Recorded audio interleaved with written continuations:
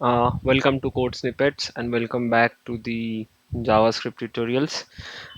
In the last lecture, we talked about the various kinds of operators.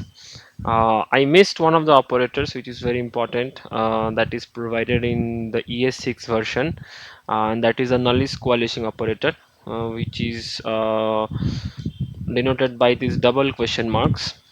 So what this operator does is basically it's basically a new feature जो ECMA proposal में आया है and it's now in the official JavaScript specification. So what this operator does is it returns the right hand value if the left hand value is null or undefined.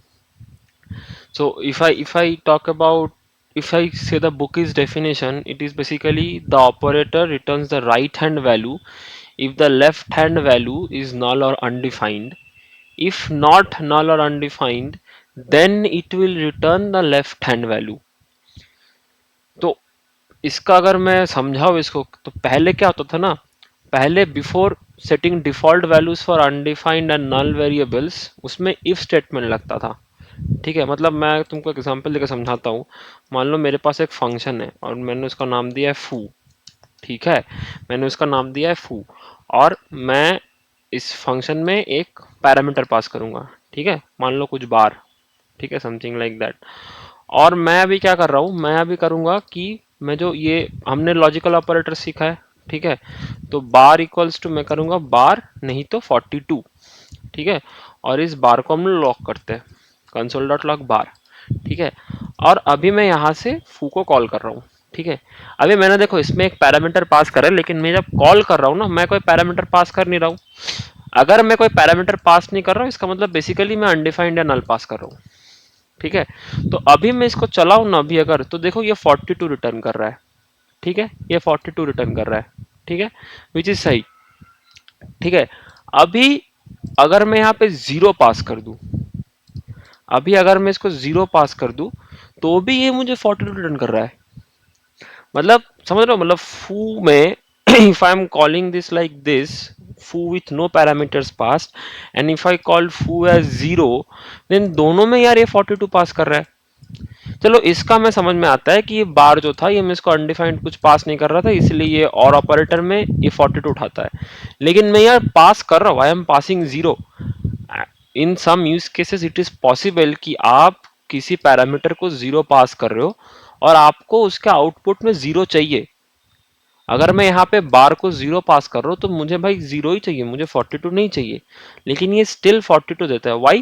Because in the previous lecture we talked about कि zero हो या empty string हो, these all are treated as falsy values, right. False equals to zero में हम true लाते थे, right. तो zero is treated as a falsy values. ठीक है, तो ये जो ऑरिंग कर रहा है ये उस पे कर रहा है, तो this ORing is considering zero as a faulty value, that's why it is returning 42।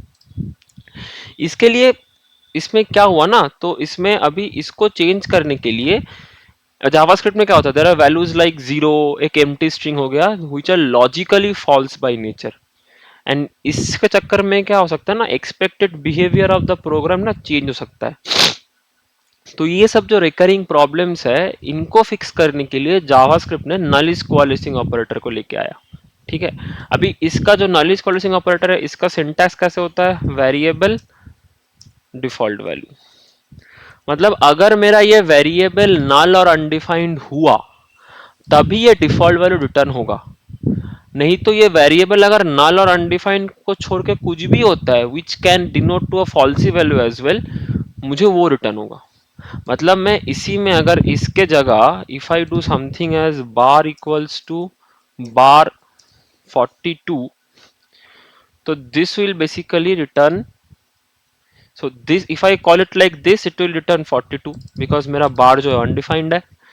and if I pass 0, then it is returning me 0, it is not returning me 42 because ये जो वेरिएबल है, ये जो वेरिएबल है, ये undefined या नल नहीं है, इसमें कुछ वैल्यू है। वो वैल्यू क्या है, वो वैल्यू 0 है।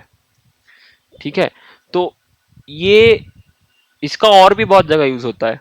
ठीक है, अब मान लो आपके पास एक ऑब्जेक्ट है। ठीक है ना, आपके पास एक ऑब्जेक्ट है, उसमें आपने करा कॉन्स्ट पर्सन। ठीक है, आपने उसमें नेम डाला कुछ, मान लो सुप्रतीक। ठीक है, आपने उस पे कुछ नेम डाला सुप्रतीक, ठीक है। अब आप ना इस पे इस मतलब ऑब्जेक्ट्स में भी आप डिफॉल्ट वैल्यू सेट कर सकते हो with the help of nullish coalescing operator. अब मान लो मैं परसेंट डॉट मैं एक वेरिएबल ले रहा हूँ कॉन्स्ट नेम, जिसमें आई am doing percent dot name, this will give me Supratik. Okay, अभी इसका मैं डिफॉल्टिंग करना चाहूंगा तो मैं कैसे करूंगा? अगर मेरा ऐसा कोई नाम नहीं है उसमें तो मेरे को एबीसी रिटर्न होगा। And I am doing a const age and I am doing percent dot age and I am doing 25, ठीक है, समथिंग लाइक दिस, ठीक है। तो अभी अगर मैं लॉक करूं, अभी अगर मैं लॉक करूं नेम और एज को, अभी अगर मैं लॉक करूं नेम और एज को, ये देखो ये ऐसा देता ना क्योंकि रिजर्व्ड कीवर्ड है।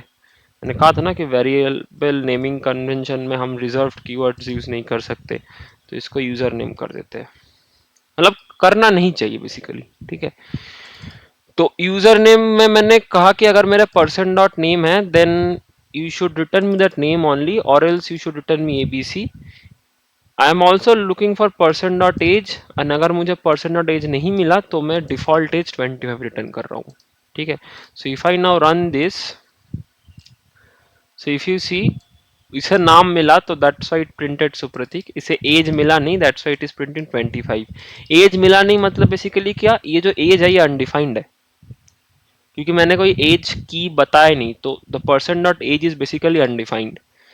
So that's how you can also use this null is coalescing operator to set default values for your objects and also for this kind of self checks, ताकि बस null और undefined में ही it gives you the default value, but if you pass any other kind of value it does not treat it as a false value, rather it treats it as a value itself. Okay, so that's it for this lesson. In the next lesson we'll talk about let const and var. Till then, thanks for watching, happy learning, please like, share and subscribe, and I'll see you in the next one.